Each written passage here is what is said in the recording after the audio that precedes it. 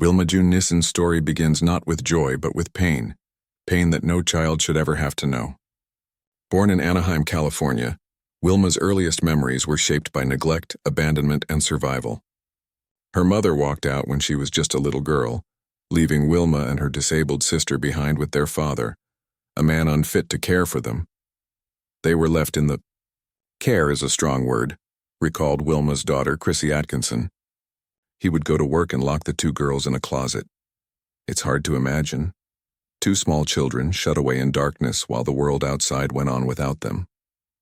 When her father lost his job, things got even worse. He lived in his car with the girls, locking Wilma's disabled sister in the trunk while Wilma, barely 9 years old, was sent out to wander the streets looking for food. She never got to be a kid, said Chrissy. After years of neglect, Child Protective Services finally intervened. Wilma and her sister were separated and sent to foster homes. But the system that was supposed to protect her would only give her another kind of instability. Her daughter later learned from Wilma's first foster family that she lacked even the most basic life skills, reading, writing, and even using a fork. She had the most abusive, neglectful, what's supposed to be childhood. She didn't get that, Chrissy explained. Despite everything, Wilma tried to survive in a world that had given her nothing but pain. But as she bounced from one foster home to another, one thing was clear. She never knew love, stability, or safety. And when she finally turned 18, she thought she had found it in marriage. But her husband, the man who was supposed to give her a new life, only used her. The moment she aged out of foster care, he began pimping her out. She never had any stability, Chrissy said. I think she was just looking for love because she never had it. Wilma's search for love and belonging led her down a path she never deserved. She had 2 children with that man, but they were taken away by the system, the same system that had failed her as a child. Still, she tried again. She met another man, Chrissy's biological father, and for a brief time it seemed like things might finally change.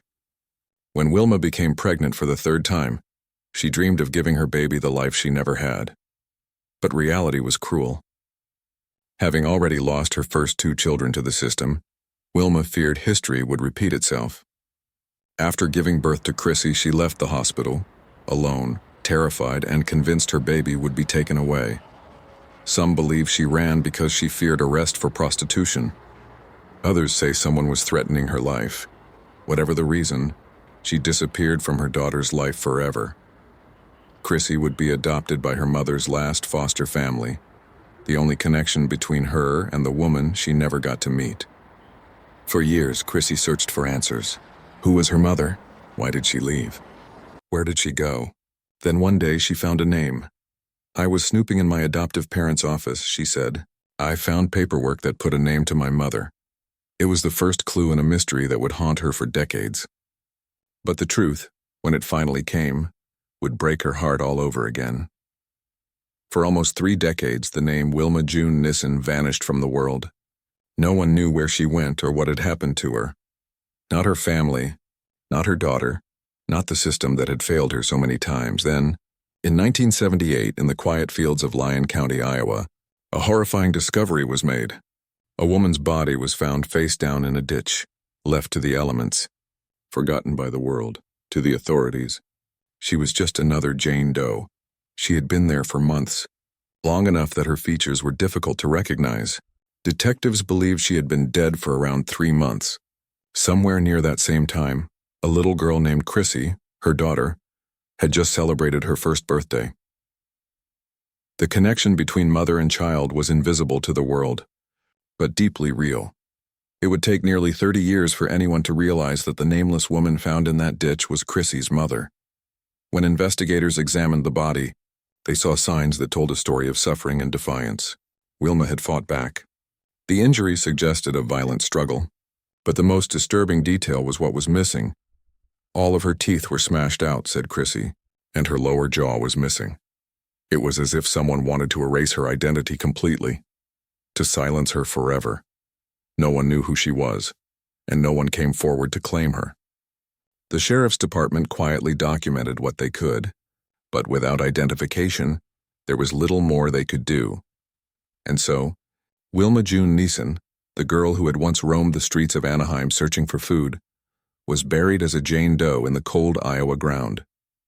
Years later, Chrissy's search for her mother took her down countless dead ends. She had grown up believing she'd been abandoned, but she always felt there was more to the story. Then, one day, the past collided with the present.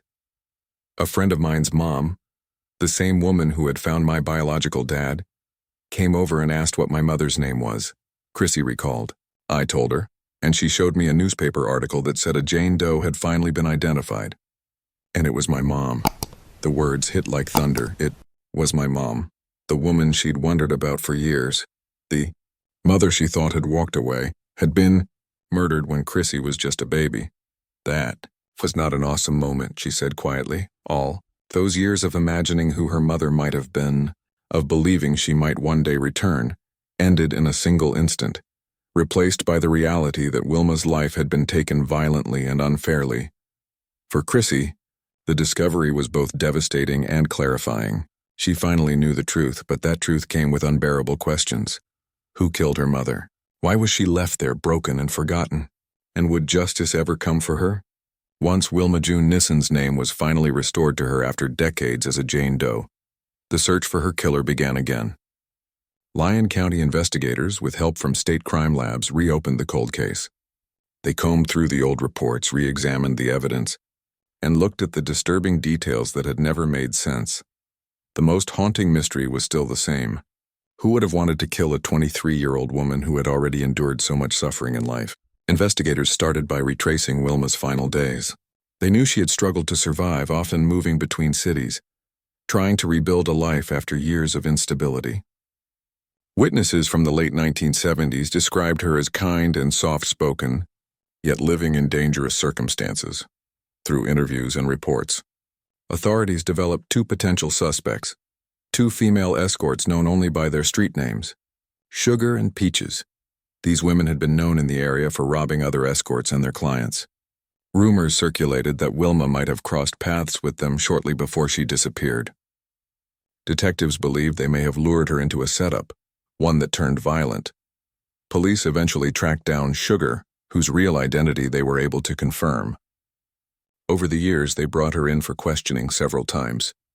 She took 3 separate polygraph tests and failed each one. Still, she denied knowing anything about Wilma's murder. Despite the mounting suspicion, without solid physical evidence or a confession, the case could not move forward. Meanwhile, Peaches seemed to have disappeared altogether. Her whereabouts remain unknown, and law enforcement has struggled to locate her for decades. Chrissy Atkinson, Wilma's daughter, has never stopped pushing investigators to go further. She has become her mother's voice, calling for new forensic testing on the physical evidence collected from the scene all those years ago. Among the items re-examined was a rope, believed to have been used to drag Wilma's body into the ditch where she was found. Modern DNA amplification techniques revealed new traces of biological material, but the results were not conclusive enough to name a suspect. Still, Chrissy remains hopeful. She recently met with the newly elected sheriff of Lyon County to discuss advancing the case with today's technology, particularly the possibility of using genealogical DNA tracing, a breakthrough tool that has solved many cold cases across the country. For Chrissy, every small lead, every update, is a step toward justice, not just for her mother but for herself, and for the story that was stolen from both of them. Someone out there knows what happened, she said in a recent interview, and I'm not giving up until we find them. More than 40 years later, the shadow of that 1978 murder still lingers across Iowa's open fields. The names Sugar and Peaches remain echoes of a violent past, fragments of a story that demands resolution. Wilma June Nissen may have been silenced long ago, but through her daughter's persistence, her story continues to speak. For Chrissy Atkinson, growing up without her mother meant growing up with an unfillable void. From a young age, she knew she was adopted, but the truth about who her mother was and what happened to her was hidden in silence. Every unanswered question became a quiet ache that shaped her identity. Her search for the truth began when she was still a child. One day, while wandering through her adoptive parents' office, Chrissy came across paperwork with a name she had never heard before: Wilma June Nissen. That discovery ignited a lifelong quest to uncover who her mother really was. and why she had vanished. Years later, that same name would resurface in a way no daughter should ever have to experience. Nearly 30 years after Wilma's murder, Chrissy read an article out of Lyon County, Iowa. It said that a Jane Doe found face down in a ditch in 1978 had finally been identified, and the name was her mother's. She remembers that moment vividly. A family friend came to her home with a newspaper in hand. They asked Chrissy for her biological mother's name. When she said Wilma Nissen, the friend showed her the article. The headline confirmed what she had spent years wondering, but not in the way she ever hoped to find out. That was not an awesome moment, Chrissy said quietly. The discovery brought with it a storm of emotion, grief, shock, anger, and confusion. After decades of searching, she finally knew what happened to her mother, but she was left with even more questions. Who killed her? Why had it taken so long for her to be identified? When Wilma's body was found in 1978, investigators estimated she had been dead for about 3 months, roughly around Chrissy's first birthday. That realization was devastating. While she had been taking her first steps, learning her first words, her mother had already been gone. Chrissy learned from reports that her mother had fought back against her attacker, a sign of strength that reflected everything Wilma had survived in her short, turbulent life. But one detail haunted her above all else. When the body was found, Wilma's jaw was missing and all her teeth had been smashed out. It was a brutal, personal act that suggested rage and cruelty. As Chrissy pieced together her mother's story, she also began to see how deeply connected they were, not just by blood, but by spirit. Both were spontaneous, independent, and driven by compassion for others. I can see her in myself, Chrissy has said. Even though I never got to meet her, I know we're alike.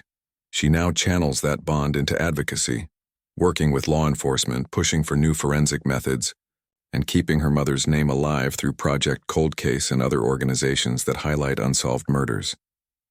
Through it all, Chrissy refuses to let her mother's memory fade into another statistic. For her, the fight for justice is not just about the past. It's about reclaiming a legacy, proving that Wilma June Nissen's life mattered, that her suffering will not be forgotten, and that her daughter's voice will carry the truth forward until the very end. Even after decades, the case of Wilma June Nissen's murder remains active. Every few years, new developments arise, small, fragile pieces of a puzzle that investigators and Wilma's daughter, Chrissy Atkinson, continue to piece together. The physical evidence from the 1978 crime scene remains central to this pursuit. Among the most critical items is a rope, believed to have been used to drag Wilma's body into the ditch where she was discovered. At the time, forensic science was limited, and DNA technology did not yet exist. Much of the evidence was collected but could not be fully analyzed. As decades passed, investigators began revisiting cold cases like Wilma's using more advanced forensic tools. When the Lyon County Sheriff's Office re-examined the evidence, the rope underwent DNA amplification testing. Scientists were able to recover small traces of biological material, fragments that might belong to the person responsible for her death. However, the results were inconclusive. The DNA sample was partial and not strong enough to definitively identify a suspect. Despite this, the discovery gave Chrissy renewed hope. It confirmed that usable evidence still existed, evidence that could one day unlock the truth. The Lyon County Sheriff's Office has since named 2 persons of interest, both female escorts who went by the street names Sugar and Peaches. The pair were active in the same area and time frame as Wilma, and they were known for robbing both clients and other escorts. Investigators believe Wilma may have crossed paths with them in the days before her murder. Detectives eventually located Sugar, confirmed her true identity, and questioned her several times. She was subjected to 3 polygraph tests, and failed all of them. Yet she continued to deny any involvement in Wilma's death. The results, while suspicious, were not enough to make an arrest. Peaches, on the other hand, has remained a mystery. Her whereabouts are unknown, and police have not been able to locate her for decades. Some investigators believe she may have changed her name or moved far from Iowa. Others think she might no longer be alive. In recent years, Chrissy has met with the new sheriff of Lyon County to discuss advancing the case using the latest technology, including genetic genealogy, a breakthrough method that has solved numerous cold cases across the country by tracing DNA through family connections. Chrissy has expressed her determination to see this testing approved and completed.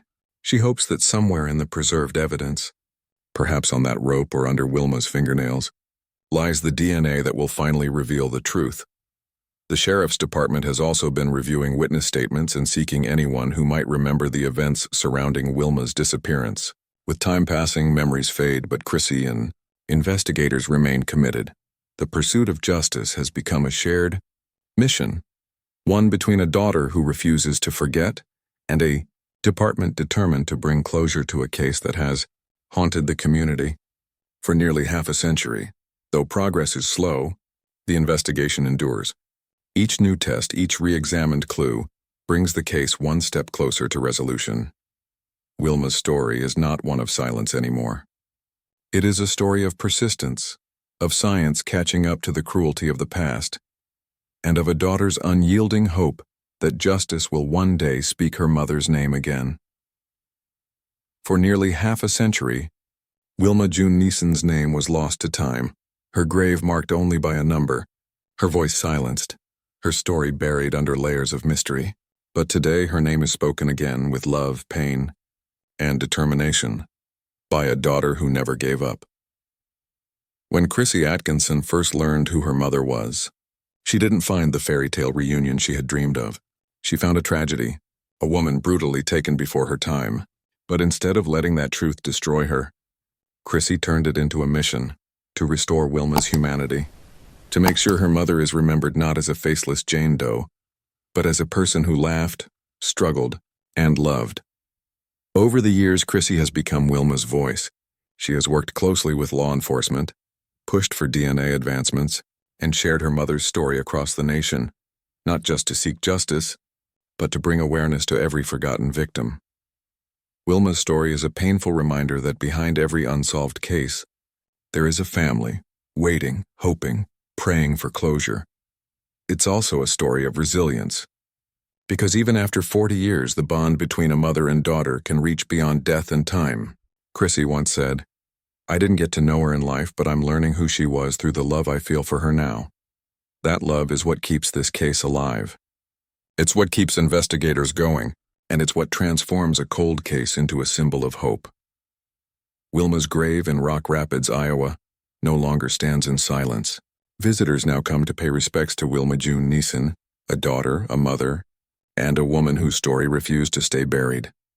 And as the sun sets over that quiet field where she was found, one thing is certain: she is forgotten no more. If this story moved you, if you believe every victim deserves justice, please subscribe to Real Crime Pulse. Help us share these stories, honor their memories, and keep their voices alive. Comment below, "Justice for Wilma," to show your support. Because sometimes, justice takes time, but as long as we remember, it never truly dies.